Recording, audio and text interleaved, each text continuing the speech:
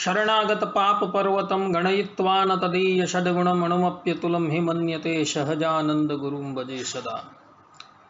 असतो मा षड्गमय तमसो मा ज्योतिर्गमय मृत्युर्मा अमृतं गमय। ओम शांति शांति शांति। આજની જ્ઞાન સભાની અંદર પધારનારા બધા જ ભગવત ભક્તોને વેદાંત આચાર્ય પુરાણ ઇતિહાસ આચાર્ય અને ફિલોસોફી શાસ્ત્રી રાકેશભાઈના હિતપૂર્વક જય સ્વામિનારાયણ। જેવું તમે બધા જાણો છો, હાલમાં આપણે શરણાગતિના 6 અંગો જે કહેવામાં આવે છે, આનુકૂલ્યશ સંકલ્પઃ, પ્રાતિકૂલ્યશ વર્જનમ, રક્ષિષ્યતિ વિશ્વાસો, ગુપ્તૃત્વ વર્ણમ તથા આત્મનિક્ષેપ કાર્પણ્ય સડવિદા શરણાગતિ। આજે શરણાગતિના 6 લક્ષણો જે છે તેની વાત કરીએ છીએ। એમાં એક પછી એક આપણે 5 લક્ષણોની ચર્ચા કરીને આવેલા છે અને 6થું લક્ષણ જે છે કાર્પણ્ય તેની વાત કરીએ। કાર્પણ્યનો અર્થ થાય છે દીનતા, પોતાની અસમર્થતા, પોતાને અસમર્થ સમજવું અને પોતાના સ્વામી જે પરબ્રહ્મ પરમાત્મા જે છે એને સમર્થ સમજવા અને પોતાની રક્ષાનો બધો જ ભાર જે છે એ ભગવાનને અર્પણ કરીને નિશ્ચિંત થઈ જવું। આવો જે શરણાગત ભક્ત જે છે એ ભગવાનના મસ્તકની ઉપર સમસ્ત ભાર અર્પણ કરીને એ પોતે નિશ્ચિંત થઈ જાય છે। નથી તો આ ભક્ત પછી કાળથી ભય પામતો, નથી કર્મથી ભય પામતો, કે નથી એ પાપ પુણ્યથી ભય પામતો। કારણ કે આવા ભક્તના મસ્તકની ઉપર કેવલ ને કેવલ પરબ્રહ્મ પરમાત્મા શ્રીમન નારાયણનો જ અધિકાર હોય છે અને એ ભગવાનને જ એક ભોગ્ય હોય છે। બીજા કોઈ પણ વ્યક્તિ એનો ઉપભોગ કરવા માટે સમર્થ નથી। ભગવાન સ્વામિનારાયણ જે છે એ વચનામૃતની અંદર પ્રથમના 37મા વચનામૃતમાં કહે છે, અને એને માટે કાળ, કર્મ અને માયા તેનો હુકમ નથી, અને જો એને દંડ દેવો હોય તો ભગવાન પોતે દે છે, પણ બીજા કોઈનો, યમરાજ વગેરે એવા કોઈનો એને માટે હુકમ નથી। આવું ભગવાન પોતે કહે છે। કહેવાનું તાત્પર્ય એ કે શરણાગત ભક્ત જે છે એ પોતાનું સામર્થ્ય જે છે એનો ત્યાગ કરીને કેવલ ને કેવલ પરબ્રહ્મ પરમાત્માની ઉપર જ આધાર રાખે છે। જે વ્યક્તિ પોતાને સમર્થ સમજી ઇતર કાર્યની અંદર પ્રવૃત્ત થાય છે, અથવા તો પોતાના આરાધ્ય દેવનો ત્યાગ કરી ઇતર દેવી દેવતાને સમર્થ માની એમના શરણની અંદર જાય છે, એવા એ ભગવદ ભક્તની શરણાગતિ જે છે તેનો ભંગ થઈ જાય છે। ભક્તો, ભગવાન શ્રીમન નારાયણને બધું પસંદ છે, પોતાનો આશ્રિત છે, અને કદાચ એનાથી શાસ્ત્રથી વિપરીત વર્તન થઈ ગયું હોય તો પણ ભગવાન શ્રી હરિ જે એના હૃદયની અંદર અખંડ બિરાજમાન જે છે એ એના બધા પાપ તાપો જે છે એ પોતાના સામર્થ્યથી દૂર કરી દે છે। પરંતુ અન્યાશ્રય જે છે એ ભગવાનને ક્યારેય પણ પ્રિય નથી, નથી ને નથી। અને જે લોકો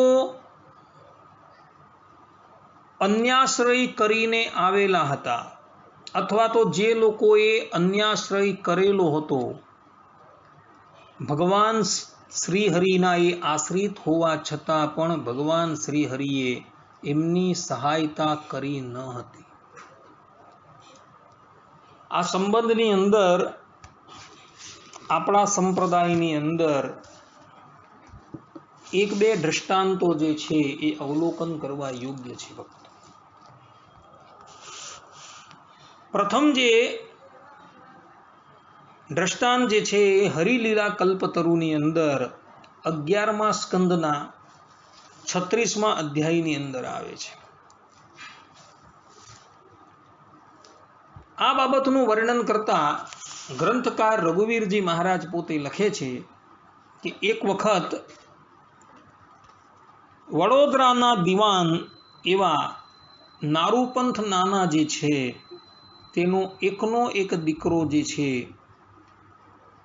એ અતિશય બીમાર પડ્યો, અર્થાત કે રોગથી ગ્રસ્ત થઈ ગયો. કેટલાય ઉપચારો કરાવ્યા છતાં પણ એને આરામ થયો નહીં.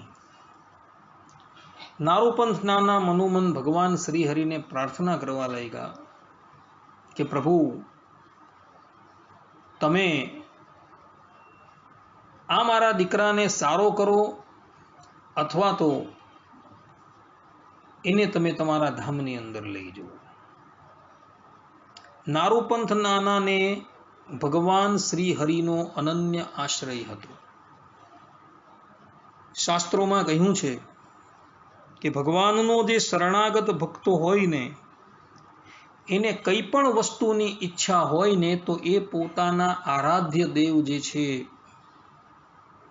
તેની પાસે જઈને જ એ વિનંતી કરે છે, પરંતુ ઇતર દેવી દેવતાઓ પાસે એ કોઈ પણ વસ્તુની માંગણી નથી કરતો.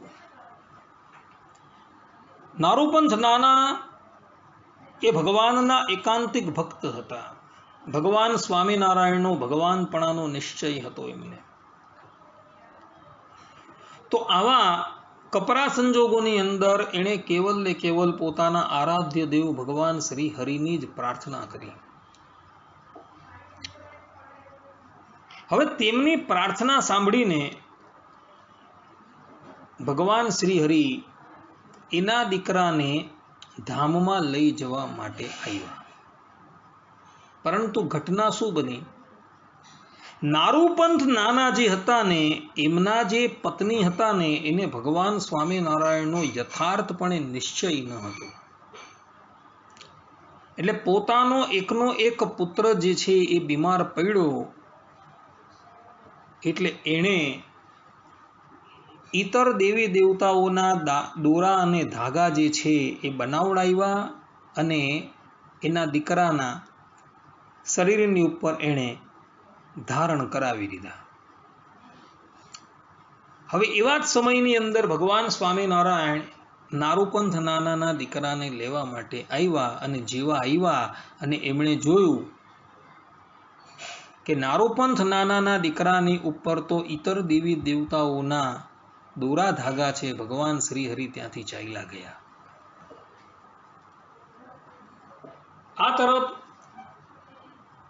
નારૂપંથ નાના ભગવાન શ્રી હરિની બહુ પ્રાર્થના કરતા હતા. એટલે એક દિવસ સ્વપ્નમાં આવીને ભગવાન સ્વામિનારાયણે નારૂપંથ નાનાને કહ્યું કે નારૂપંથ, હું તારા દીકરાને લેવા માટે આવેલો હતો પરંતુ પાછો જતો રહ્યો, કારણ કે તારા દીકરાએ અન્યાશ્રય કરેલો છે.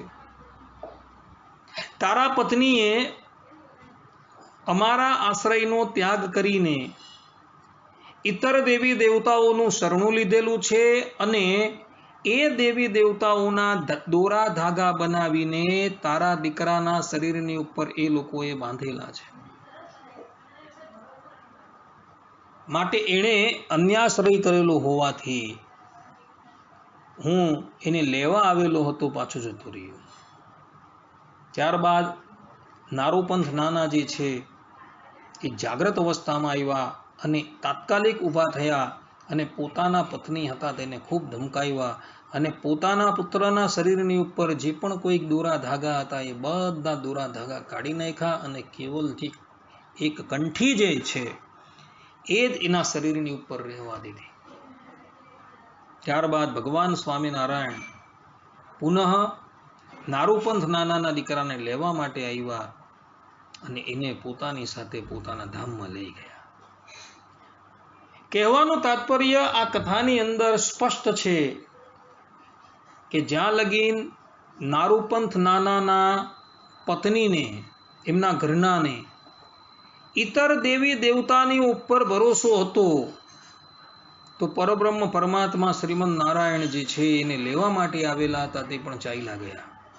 કારણ કે એણે આવીને જોયું કે આના શરીરની ઉપર તો ઇતર દેવી દેવતાઓના દોરા ધાગા છે. ભગવાન ચાલ્યા ગયા ત્યાંથી. માટે ક્યારેય પણ પ્રાણ તમારા કંઠની અંદર આવી જાય ને તો પણ અન્યાશ્રય ક્યારેય પણ કરતા નહીં. અન્યાશ્રય એ જ લોકો કરે છે કે જે લોકો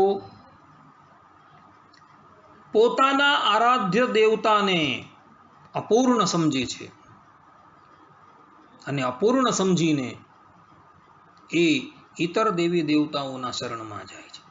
ભક્તો, પરબ્રહ્મ પરમાત્મા ભગવાન સ્વામિનારાયણ એ સાક્ષાત ભગવાન છે, જેના પ્રમાણો વાસુદેવ મહાત્મયની અંદર 18મા અધ્યાયના 42, 43 અને 44મા શ્લોકમાં આપેલા છે. પ્રાચીન એવી ભાગવતની પ્રતો, એની અંદર પણ અક્રૂરજીની સ્તુતિ એના 10મ સ્કંદના 40મા અધ્યાયના 23મા શ્લોકની અંદર સ્પષ્ટ રૂપે નમો હરિકૃષ્ણાય શુદ્ધાય ધર્મસૂનવે આવું સ્પષ્ટ લખેલું છે કે એ જ શ્રી કૃષ્ણ ભગવાન જે છે ઘોર કલિકાલની અંદર હરિકૃષ્ણ નામ ધારણ કરીને પ્રગટ થવાના છે. એટલે સહજાનંદ સ્વામી ઇતર કોઈ નથી, પણ એ સાક્ષાત શ્રી કૃષ્ણ છે, શ્રીમદ નારાયણ છે, અને એ જ જગત કારણ છે. કારણ કે એકો હવૈ નારાયણ આસિત ન બ્રહ્મો ન ઈશાન, તૈતરીય નારાયણ ઉપનિષદની અંદર સ્પષ્ટ રૂપે લખેલું છે કે તે વખતે કેવલ ને કેવલ એ પરબ્રહ્મ પરમાત્મા શ્રીમદ નારાયણ જ બિરાજમાન હતા, પરંતુ રુદ્ર એટલે કે ઈશાન કે ભગવાન બ્રહ્મા કોઈ બિરાજમાન હતું નહીં. તે વખતે કેવલ ને કેવલ એક શ્રીમદ નારાયણ બિરાજમાન હતા, અને તેઓએ જ એકો અહમ ભવિષ્યામ પ્રજાયાય આ પ્રમાણે સંકલ્પ કર્યો અને સૃષ્ટિની ઉત્પત્તિ કરી. જગતનું કારણ તત્વ કેવલ ને કેવલ શ્રીમદ નારાયણ જ છે, બીજું કોઈ નથી. આવું શાસ્ત્રોની અંદર પણ પ્રતિપાદન કરવામાં આવેલું છે. ભગવાન વેદવ્યાસજીએ 18 પુરાણોની રચના કરી, મહાભારતના ઇતિહાસની રચના કરી. તેની અંદર તમે જુઓ, પાને પાને શ્રીમદ નારાયણને જગત કારણ બતાવેલા છે. જે જે સ્થાનોની અંદર બ્રહ્માજીને અને ભગવાન શંકરને પણ જગત કારણ બતાવેલા છે, તેનો અર્થ શરીર શરીરની ભાવે જ લેવાનો છે. કારણ કે કોઈ વખત શાસ્ત્રો જે છે એ શરીરી તરીકે પ્રતિપાદન કરતા હોય છે, કોઈ જગ્યાએ શરીર તરીકે પ્રતિપાદન કરતા હોય છે, કોઈ જગ્યાએ ભગવાનનું ગુણ તરીકે પ્રતિપાદન થયું હોય છે, કોઈ જગ્યાએ ગુણી તરીકે પ્રતિપાદન થયું હોય છે. એટલે જે જગ્યાએ ભવ બ્રહ્માદિક દેવતાઓને જગત કારણ બતાવેલા છે, ત્યાં તમારે એ જ સમજવાનું છે કે અહીં ભગવાનનું શરીર તરીકે પ્રતિપાદન કરેલું છે. પરંતુ વાસ્તવિક રીતે એ શરીરની અંદર રહેલા શરીરીનું જ ત્યાં પ્રતિપાદન થયેલું છે, પરંતુ બીજાનું કોઈનું પ્રતિપાદન થયું નથી. જગત કારણ કેવલ ને કેવલ એક જ છે, અને એ છે શ્રીમદ નારાયણ. કારણ કે પ્રલય અવસ્થાની અંદર તેઓ જ ખાલી વિદ્યમાન રહે છે, બીજા કોઈ રહેતા નથી. ઉપનિષદની અંદર તમે જુઓ તો શિષ્ય જે છે એ પોતાના ગુરુને પ્રશ્ન કરે છે કે કશ્ય ધ્યેય, કે ધ્યાન કરવા યોગ્ય કોણ છે? ત્યારે ગુરુ કહે છે કારણમ તો ધ્યેય, કે જે જગતનું કારણ જે છે એ ધ્યાન કરવા યોગ્ય છે. ભગવાન શ્રીમદ નારાયણનું એક નામ કારણ પણ છે. કારણમ કરતા વિષ્ણુ શસ્ત્ર નામની અંદર તમે જુઓ તો કારણ તરીકે ભગવાનને પણ ગયા છે. તો જગતનું એ કારણ તત્વ જે છે એ ધ્યાન કરવા યોગ્ય છે. તો જગતનું કારણ કોણ છે? તો જે શરૂઆતમાં હોય, એ જગતનું કારણ છે. તો શરૂઆતમાં કોણ છે? તો શરૂઆતમાં કેવલ ને કેવલ એક શ્રીમદ નારાયણ છે ને એ જ પ્રલય અવસ્થાની અંદર રહે છે. એકો હવાય નારાયણાસિત ન બ્રહ્મ નિશાન. આવું સ્પષ્ટ રૂપે ઉપનિષદની અંદર પણ લખેલું છે. એટલે જગત કારણ જે છે તે જ ધ્યાન કરવા યોગ્ય છે, ઉપાસના કરવા યોગ્ય છે અને એના જ શરણની અંદર જવા યોગ્ય છે. બીજું કોઈ નથી જગત કારણ. તો એવા એ પરબ્રહ્મ પરમાત્મા શ્રીમદ નારાયણને મૂકીને આપણે જે નારાયણ થકી ઐશ્વર્ય પ્રાપ્ત કરીને ભવ બ્રહ્માદિક દેવતાઓ આ જગતની અંદર પૂજાય છે, એના શરણની અંદર જઈએ તો એ બહુ મોટો અન્યાશ્રય કહેવામાં આવે છે. અને આવો અન્યાશ્રય જે છે એ ભગવાનને કરતેય પ્રિય નથી.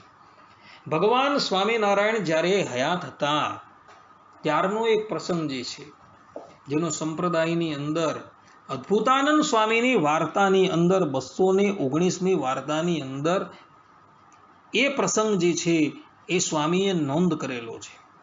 અદ્ભુતાનંદ સ્વામીની વાર્તા જૂની આવૃત્તિની અંદર 219મી વાર્તાની અંદર એક કાકાભાઈ નામના આપણા હરિભક્તોનો પ્રસંગ આવે છે. કાકાભાઈ જે છે એ રોજકાના રાજા હતા, ત્યાંના દરબાર હતા. અનન્ય ભાવે એ ભગવાન સ્વામિનારાયણનું ભજન સ્મરણ કરતા હતા. પરંતુ એઓ અપ્રજ હતા, એટલે કે એમને કોઈ પણ પુત્ર હતા નહીં. કાકાભાઈ તો એવું સમજતા હતા કે ભગવાન શ્રી હરિએ સમસ્ત સંપત્તિ જે છે તેનો વિનિયોગ કરવાનું આપણે સોંપેલું છે, એટલે નિશ્ચિંત થઈને એ ભગવાનનું ભજન કરતા હતા. પરંતુ એમના જે ઘરના હતા ને એને યથાર્થ રૂપે ભગવાન શ્રી હરિનો નિશ્ચય ન હતો.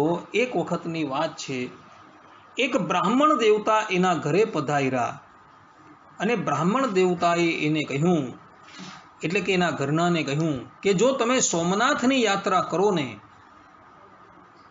તો તમારા ઘરે પારણું બંધાશે. આટલું કહીને એ બ્રાહ્મણ દેવતા હતા એ રોજકાના કાકાભાઈને ત્યાંથી વિદાય થયા. હવે સ્ત્રીઓનો એવો સ્વભાવ હોય છે કે એ લોકોના મનની અંદર જે વસ્તુની ધારણા પડી ગઈ ને તો એ વસ્તુ એ કરીએ જ એને છૂટકો રહે, અર્થાત કે એ વસ્તુ એ કરે જ. રોજકાના કાકાભાઈ જે હતા તેના ઘરનાને યથાર્થ રૂપે ભગવાનનો નિશ્ચય ન હતો, એટલે એ પેલા બ્રાહ્મણની વાત સાંભળીને કાકાભાઈ પ્રત્યે બોલ્યા કે આપણે પણ સોમનાથની યાત્રા કરી આવીએ. કાકાભાઈ કહે કે ભાઈ, ભગવાન સ્વામિનારાયણની જેવી ઈચ્છા એ પ્રમાણે આપણા ઘરે પુત્ર નથી તો ભલે, પણ એના ઘરના જે છે એ સકામ વૃત્તિના હતા. એ જીદ ઉપર ચડ્યા અને કહે કે નહીં, આપણે એક વખત સોમનાથની યાત્રા કરી આવીએ. હવે બાળહટ અને સ્ત્રીહટ અને રાજહટ આ ત્રણ હદ છે ને એ જ્યારે એ લોકો પોતાની જીદ ઉપર, પોતાની હઠ ઉપર ચડે ને ત્યારે એ કાર્ય કરીને જંપે. કાકાભાઈની ઈચ્છા ન હોવા છતાં એના ઘરના જે હતા એ પરાણે એમને સોમનાથ લઈ ગયા. સોમનાથથી દર્શન કરીને જ્યારે કાકાભાઈ પોતાના ઘરે પરત આવતા હતા ત્યારે મધ્યની અંદર ગઢપુર ગામ પડતું હતું અને તે વખતે ભગવાન સ્વામિનારાયણ ગઢપુરની અંદર બિરાજમાન હતા.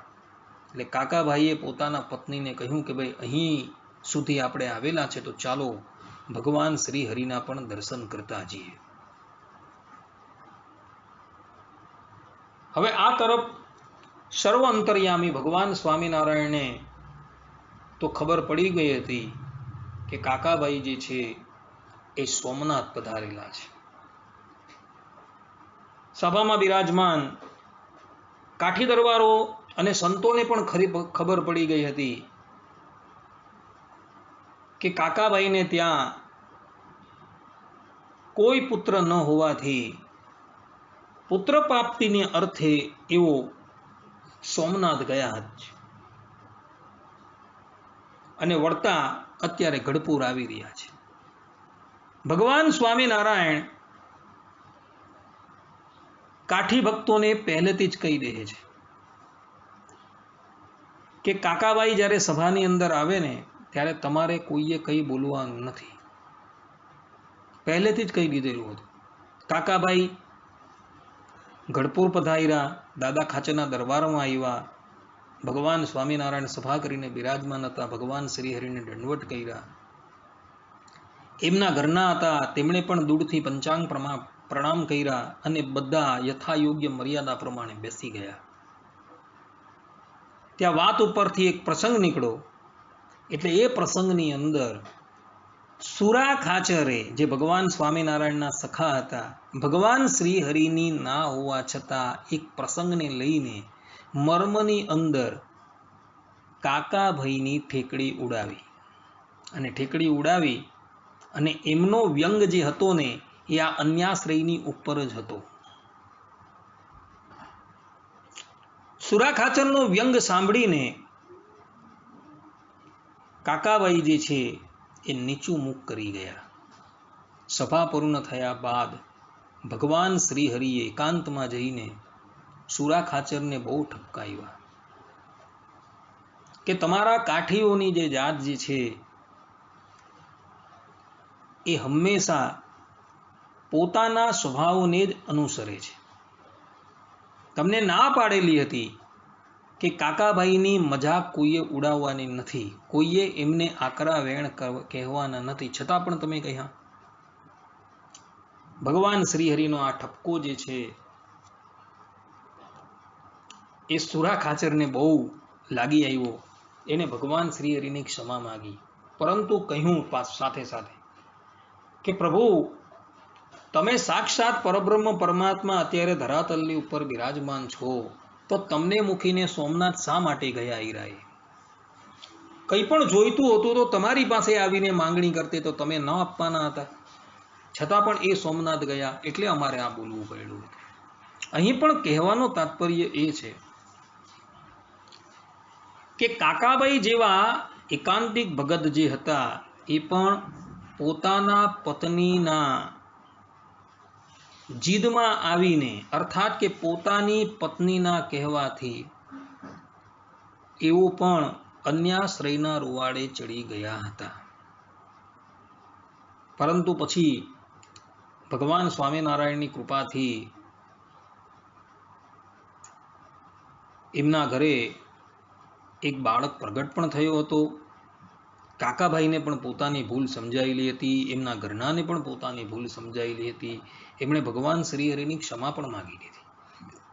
કહેવાનું તાત્પર્ય અહીં એ છે કે અન્યાશ્રય જો કરવામાં આવે ને તો અન્યાશ્રય એ બહુ મોટું પાપ છે ભક્તો. બીજાનો આશ્રય ક્યારેય પણ ન કરવો.